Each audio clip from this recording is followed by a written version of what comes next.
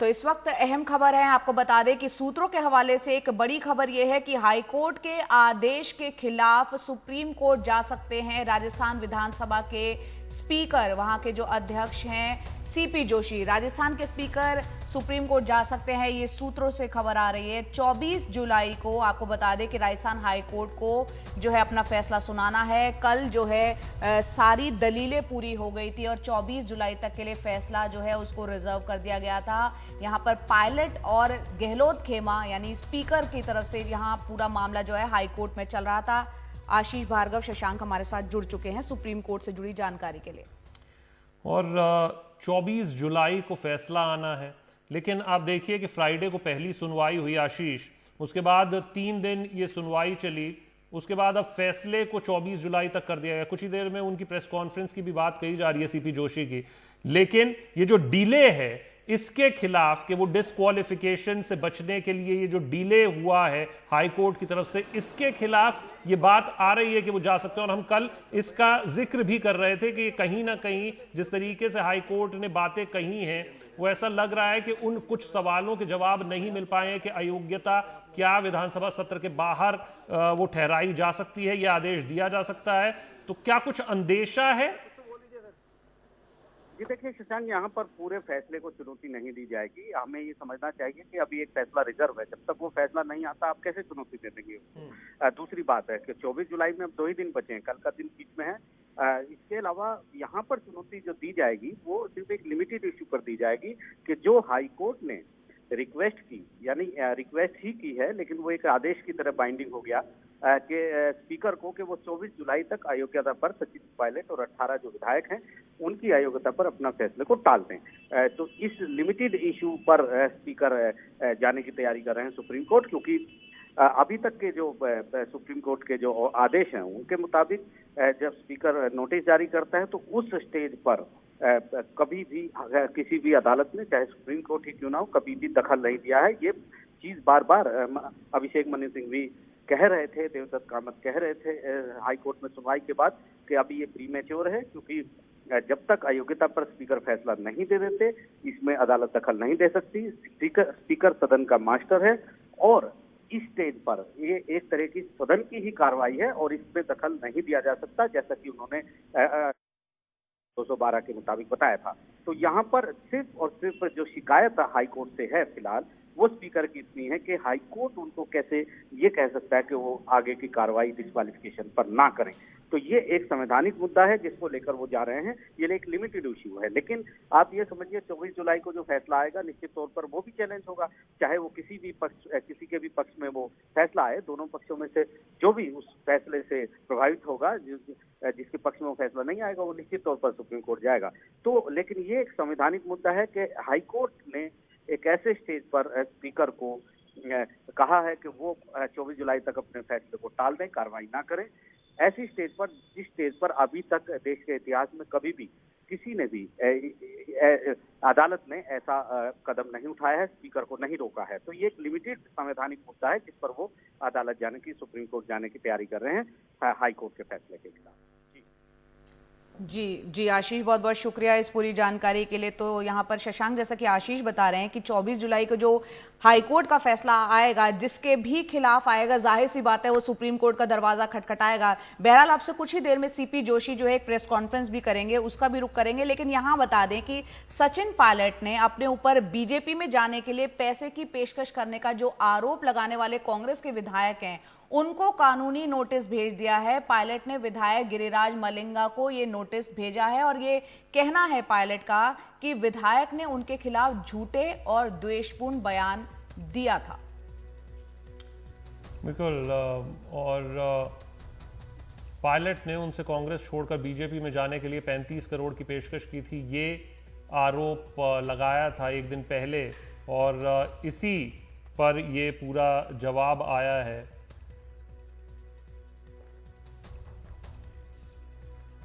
सौरभ शुक्ला हमारे साथ जुड़ चुके हैं इसी पूरे मामले पर।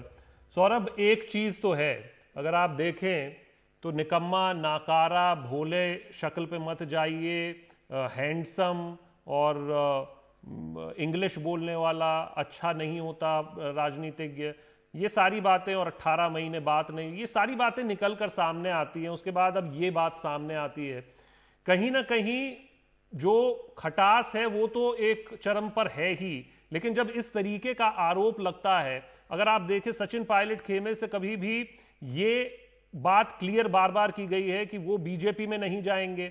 जब ऑफिशियल कोई ऑन रिकॉर्ड आकर कह देता है, तो अब इस तरीके का आरोप लगा है जिस पर अब लीगल नोटिस भी भेज दिया है सचिन पायलट ने। जी बिल्कुल, लीगल नोटिस भेजा है। गिरिराज सिंह मलिंगा नाम है इनका, ये बीएसपी में थे और बीएसपी छोड़ करके कांग्रेस में आए राज्यसभा के जब चुनाव हुए थे। इन्होंने परसों कल एक प्रेस कॉन्फ्रेंस की, ये भी फेयरमाउंट होटल में है, और उन्होंने बोला कि दिसंबर में उप मुख्यमंत्री थे उस वक्त सचिन पायलट, उन्होंने उनसे संपर्क किया और कहा कि 35 करोड़ वो ऑफर करेंगे अगर वो उनके साथ आ जाते हैं। तो ये आरोप लगा। उसके बाद जो अशोक गहलोत का भी बयान आया कि निकम्मा था, नकारा था, प्रदेश अध्यक्ष था, हमने फिर भी कोई उनके खिलाफ कार्रवाई नहीं करी। उसके बाद फिर उनका एक रिटन स्टेटमेंट आया था सचिन पायलट का, जिसमें उन्होंने कहा था कि वो लीगल कार्रवाई करेंगे, और उसी क्रम में कल लीगल नोटिस उन्होंने भेजा। और हम बता दें कि हमारे दर्शकों को सीपी जोशी आ चुके हैं प्रेस कॉन्फ्रेंस के लिए, हम उनसे बात करेंगे।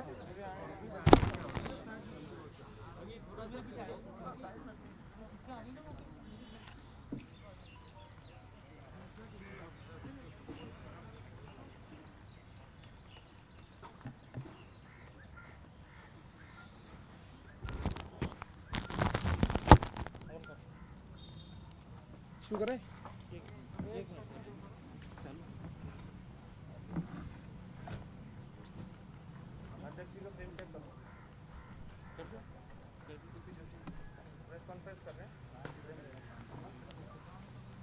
तो यहाँ पर ये विधानसभा के अध्यक्ष हैं सीपी जोशी, वो प्रेस कॉन्फ्रेंस करने जा रहे हैं और देखते हैं इस प्रेस कॉन्फ्रेंस में वो क्या कुछ ऐलान करते हैं। राजस्थान हाई कोर्ट ने यहाँ पर 24 जुलाई तक अपने फैसले को एक तरह से सुरक्षित रखा हुआ है और साथ ही ये आदेश भी दे दिया था कि तब तक स्पीकर जो है इन बागी विधायकों के खिलाफ कोई कार्रवाई ना करे। एक ऐसे विषय पर देश और प्रदेश के लोगों का ध्यान आकर्षित करने के लिए आपको आमंत्रित किया है।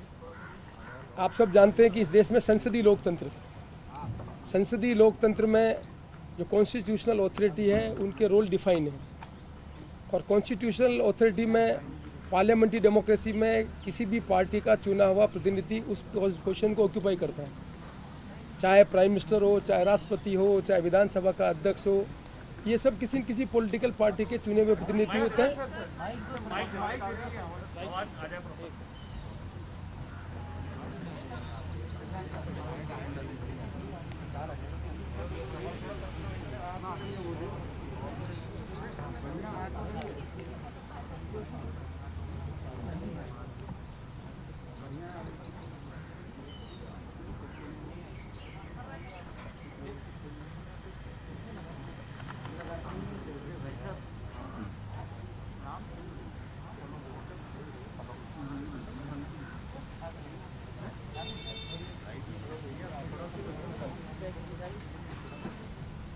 चलेगा, आवाज पहुंच जाएगी, नहीं हो तो हेलो,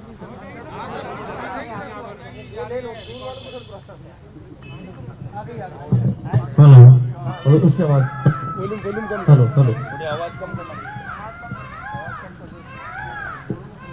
मित्रों, आज मैं आप सबका ध्यान देश और प्रदेश की एक ऐसी समस्या के बारे में आकर्षित करना चाहता हूं जो संसदीय लोकतंत्र के लिए सबसे महत्वपूर्ण है।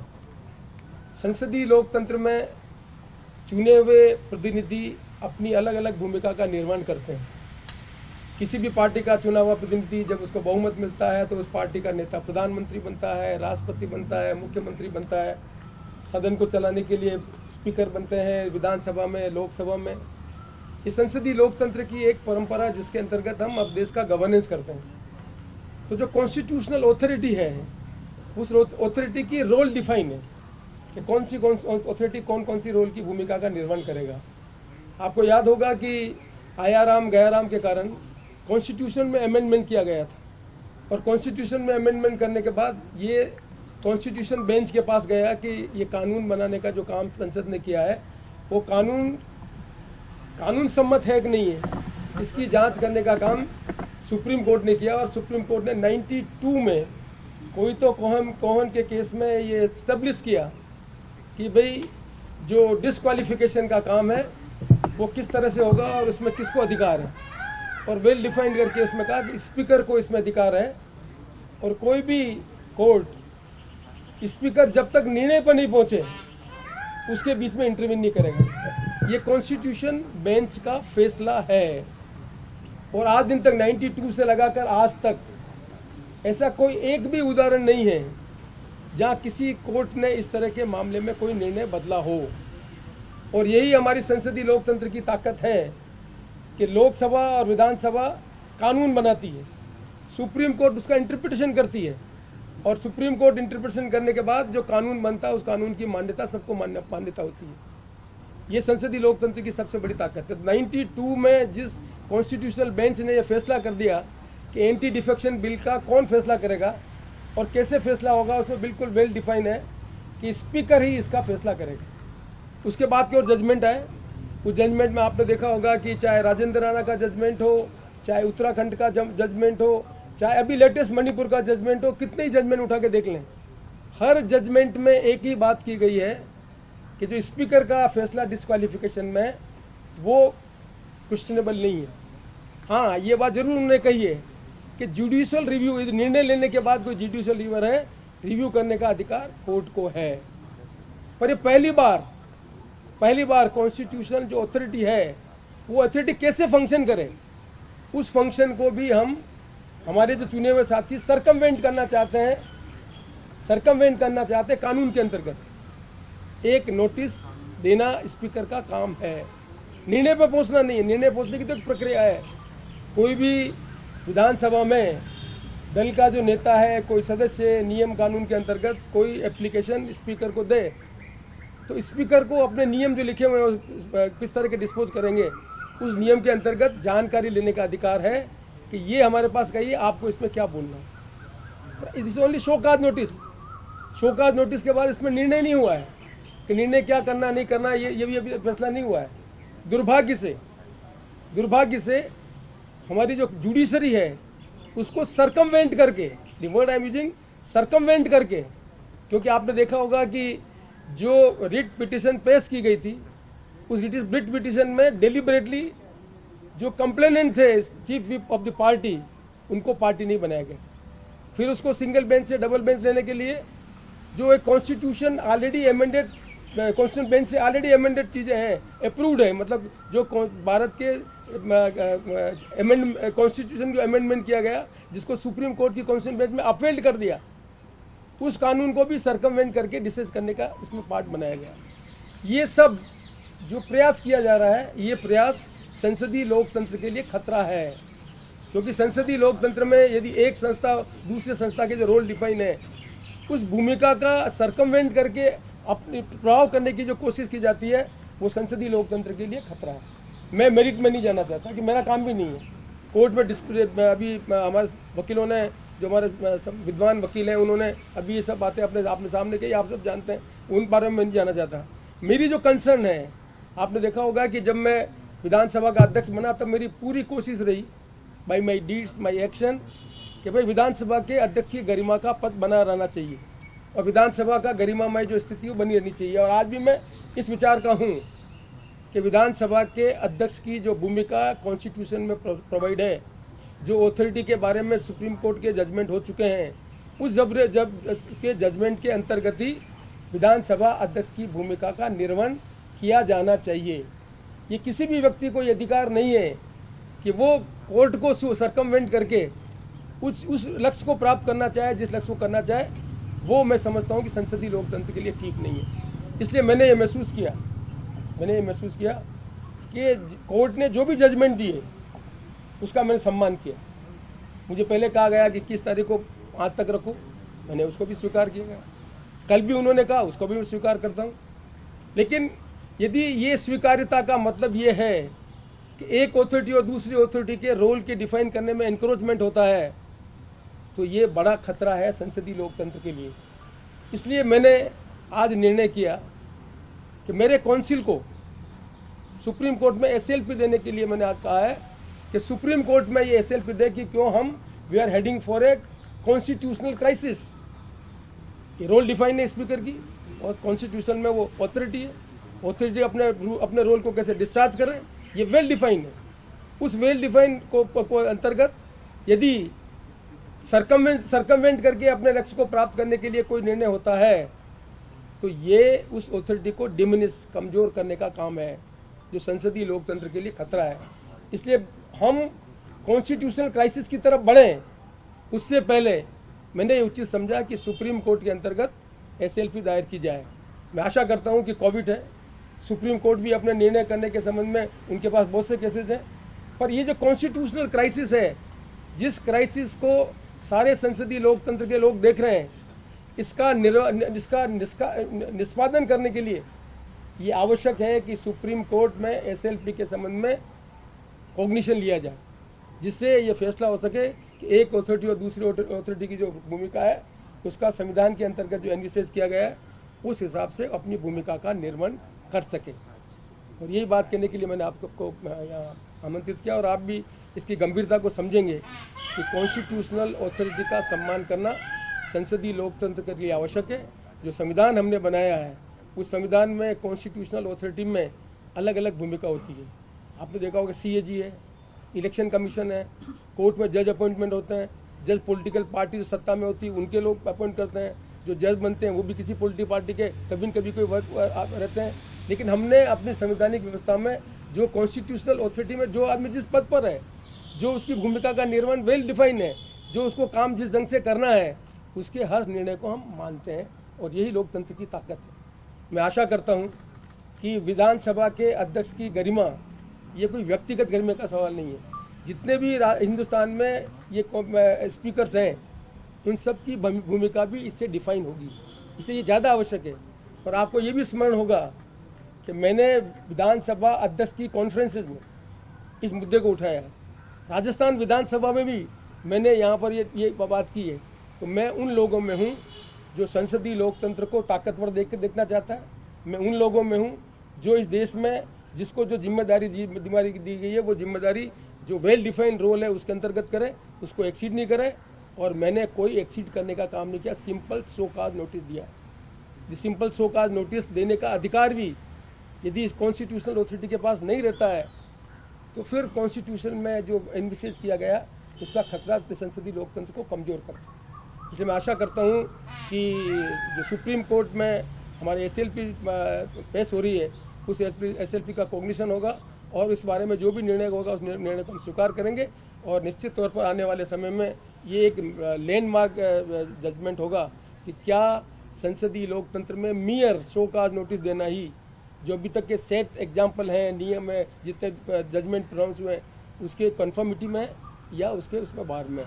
मैं आशा करता हूं कि इस गंभीर मुद्दे को आप जनता के बीच में रखेंगे, जिससे आने वाले समय में हम संसदीय लोकतंत्र को और मजबूत कर सकें। सुप्रीम कोर्ट में एसएलपी स्वीकार होते ही जो हाईकोर्ट है मेरे को मेरा न किसी की मेरिट किसी डेमेरिट मेरा काम नहीं है। मेरा काम ये नहीं, मेरा काम है as a speaker, constitutional authority है, कॉन्स्टिट्यूशनल अथॉरिटी की वेल डिफाइंड रोल है।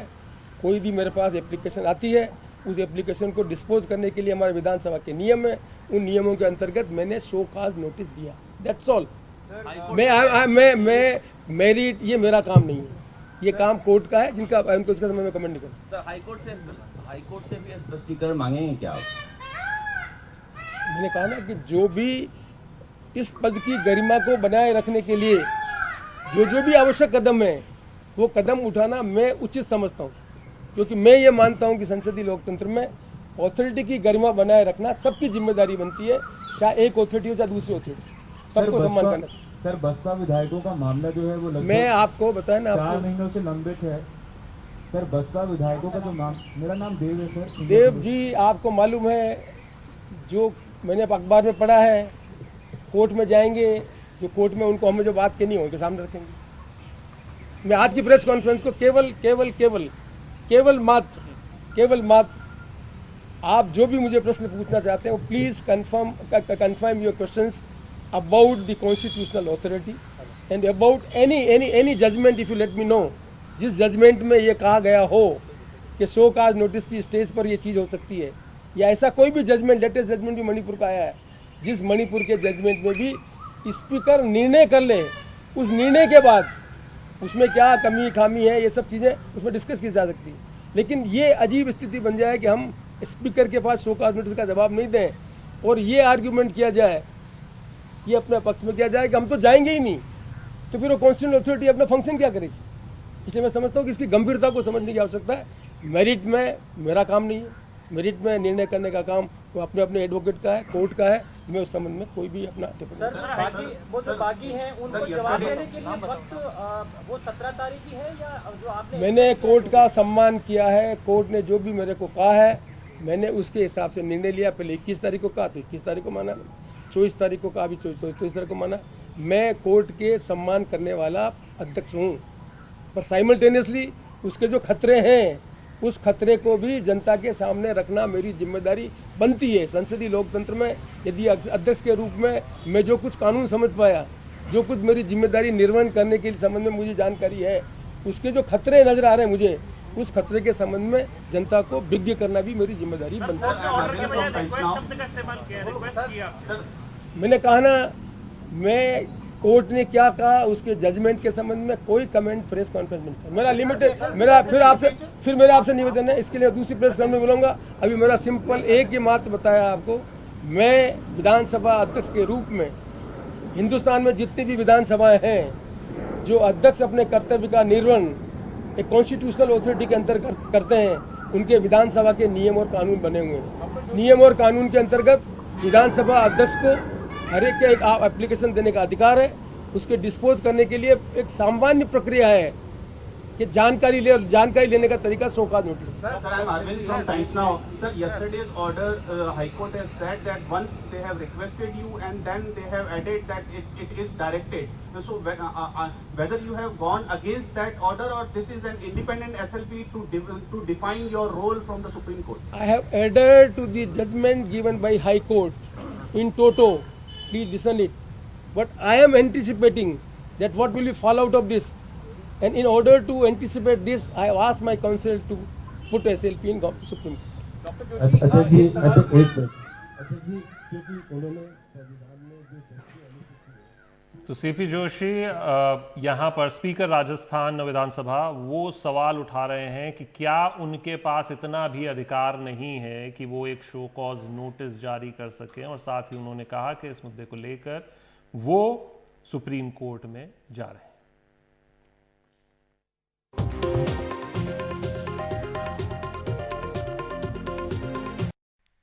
और अब वक्त है उन 5 खबरों के बारे में आपको बताने का जिसके लिए हम चाहते हैं कि आप एनडीटीवी इंडिया के यूट्यूब चैनल पर जाएं, पोल में हिस्सा लें और बताएं कि कौन सी खबर है जिसे आप विस्तार से देखना चाहते हैं। पहली खबर, सुप्रीम कोर्ट पहुंचे राजस्थान के स्पीकर। नंबर 2 पर, नवंबर तक भारत में ऑक्सफोर्ड की वैक्सीन।